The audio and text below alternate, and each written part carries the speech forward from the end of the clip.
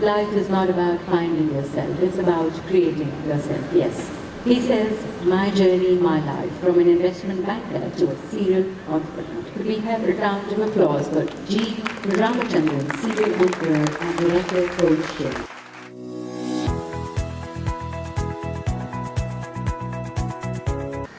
Good evening, ladies and gentlemen. Esperance 2.1. Hope.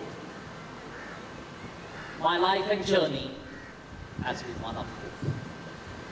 I've been a student of hope and a professional of hope, a person who has looked at hope with even more hope. If I was to sum up the journey so far in one word, it would just be passion with a capital P. And this comes very easily for the simple reason that when I was born, at the time India was in a command economy. What we see today is amazing. My interesting observation so far in my life has been 1, A of trepidation, B of turbulence, C of hope, and D, above all, of satisfaction and contentment. And when I look back, when I said it was a command economy in which we were operating, the Indian social fabric was different. Profit was a dirty word. We had rationing. We never used to get our food in the liberal quantities that we get today. We had to stand in lines to pick up our food.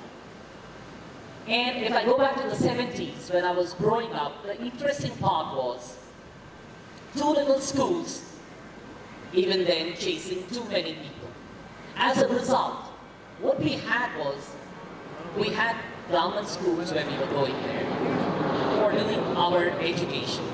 And incidentally, I went to a school in Delhi, born, brought up and spoiled to Delhi. I went to a school in Delhi known as Kerala Education Society High Secondary School. Possibly I used to keep on telling my father that no one gave me an admission there, anywhere else. And the problem was that we were in a vernacular language. My father, incidentally, used to be working in the legal department in the JAG branch in the army, a civilian in the army. And I would honestly tell you all that it was my privilege to see lieutenant generals and major generals coming to our house. And you will be surprised if I have to make a reason why they used to come. And I was a small kid. At that time, the gleaming olive green ambassador cars used to come, and we used to have the lieutenant generals and all coming there. Father was in the law section, and he used to prepare the court-martial case. So for me, Malayalam was the language from the 1st standard till the 12th standard. And after that, when you look at these people coming and talking, you feel miserable when they start telling you that how are you, kid, and you don't even know what you're telling. That was a time when something cracked. I said I'll have to speak in English as a language. And unfortunately, India as a society, we as Indians are whiter than the white men. We love the language so much that we love people to speak only in English to convey their communication. Esperance is for hope. And I hope that yes, you need to master the language. We can master the language, and I had only one way of mastering the language. We used to have a theatre known as Archana in Delhi. In the afternoon, we used to have English movies, starting from Gone with the Wind to Guns of Navarone, so on and so forth. And my job was to ensure that I see the English movies to understand what is the way forward in understanding the English language.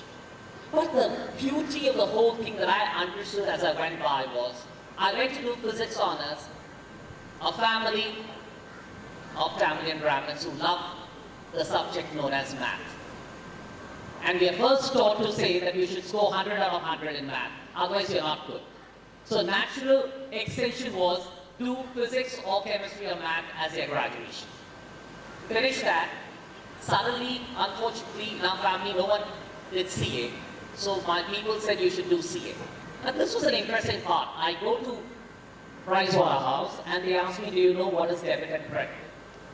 I tell them I know that debit is that when I'm debited, credit is that when I'm credited. They said, are you out of your mind? You need to know the accounting jargon. I said, I'll fail. But then fortunately, since you are a physics honors and you've been topping the university, we'll give you the articleship. Now the first time when I heard about debit and credit, I was told, debit the receiver, credit the giver. I never understood. I said, what the hell are you guys talking about? We don't debit the receiver. The guy's got it into his account, it should get credit. And people started explaining this is accounting.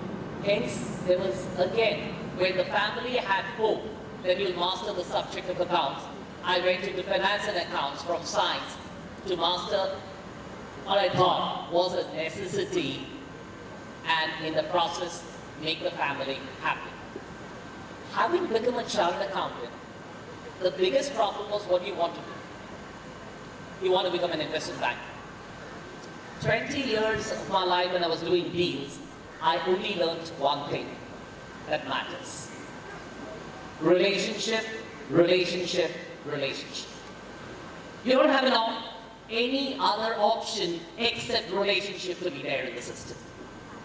And the interesting part that came out is, I can tell it with a great degree of pride that you didn't need the English language to do deals. You're smart in your deals, you know the subject, you've got an interesting deal on the table, you can clinch the deal. And that was the 20 years of my journey where as an investment banker living in suitcases, traveling all over the world, suddenly you felt that this is what we are doing.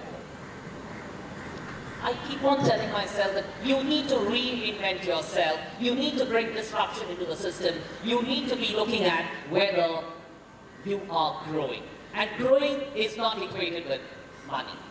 Vitamin N is not the solution to everything.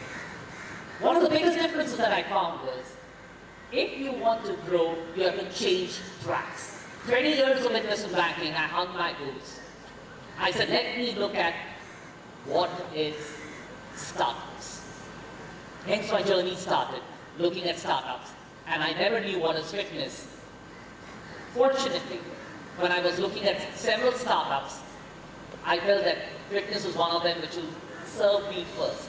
I was selfish in ensuring that my health is good so that I can give something back to the society. This was not going to be something where I was saying that, hey, listen, I'm doing a service to society. No, because I'm going to be selfish to ensure that I'm fit and I'm looking better and better as I progress in my age.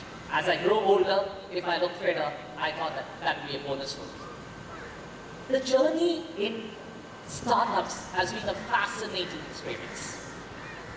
I say that it's been fascinating only for one reason. Because I've been in a sector-agnostic environment looking at startups for the last 17 years. And mind you, ladies and gentlemen, it's a roller coaster ride. You start with something, you struggle with something, you hope for something, you get something, and sometimes what is the desired outcome is different from what is the stated outcome. There's a big mismatch between the two, and your hopes crash at times. Sometimes you feel depressed, sometimes you are ecstatic, heights of ecstasy, depths of depression. You pass through all that. But at the end of the day, what you start feeling very good is, yes, I have made mistakes, a lot of mistakes. I meet about 3 to 4 startups every week. Share my experience with them, tell them where we are going right, where we are going wrong, and trust me, that has been the best part of my journey. This whole journey continues. I've been a student of hope.